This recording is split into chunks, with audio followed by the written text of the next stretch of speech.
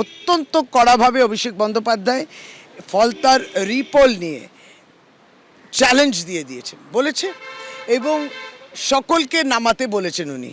এইটা চ্যালেঞ্জ, কারণ এই অপমান বারংবার তৃণমূল কংগ্রেসকে অপমান, বারংবার বাংলাকে কালিমালিপ্ত করে একবারই মানে এই যে 2100 যে আর্মি সৈন্যতা মানে 2 লক্ষর বেশি এলো এখানে, তাহলে ওইখানে কেন সেটা সামলাতে পারলো না? ফলতাতে রিপোল যতবারই করবেন, রিপোল করতে থাকুন, আবার রিপোলের পরে আবার রিপোল করুন। এই ফলতা নিয়ে চাঞ্চল্যকর রিপোর্ট জমা পড়ে নির্বাচন কমিশনের কাছে। প্রচুর বুথে পোলিং অফিসারদের বিরুদ্ধে মারাত্মক অভিযোগ। সঙ্গে ছিল পোলিং এজেন্ট এবং ভোটারদের নির্দেশ দিয়েছেন পোলিং অফিসাররা। প্রচুর বুথের ফুটেজ মিসিং, কোথাও চিপে বিহারের ফুটেজ ছবি। এই সমস্ত চাঞ্চল্যকর রিপোর্ট জমা পড়ার পরেই ফলতা বাদে আগামীকাল 293টি কেন্দ্রে কাউন্টিং রয়েছে এবং ফলতা নির্বাচন আবার হবে 21শে মে। ফলতা নিয়ে সবার মনেই প্রশ্ন ছিল। আর ফলতা হচ্ছে ব্ল্যাক স্পট পশ্চিমবাংলার ইলেকশনে, এবারের 26-এর সাধারণ নির্বাচনে।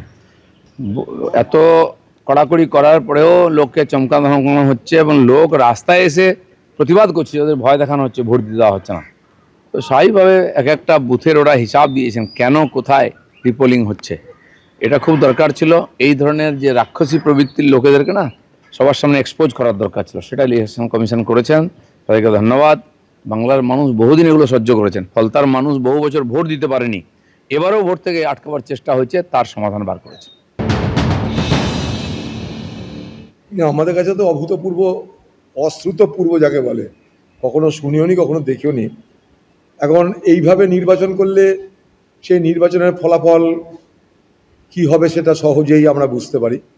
যে পক্ষ যারাই সরকার গড়বে, ভোট তাদের দিকে ঝুঁকবে, এটা খুব স্বাভাবিকভাবেই বলা যেতে পারে। অর্থাৎ এখানকার ভোটের ফলাফল কিন্তু আর নিরপেক্ষ থাকবে বলে মনে হয় না। যে ফলাফলই হোক, সেই ফলাফলের উপরে আগামীকালের গণনার ফলাফল কিন্তু প্রাধান্য পাবে।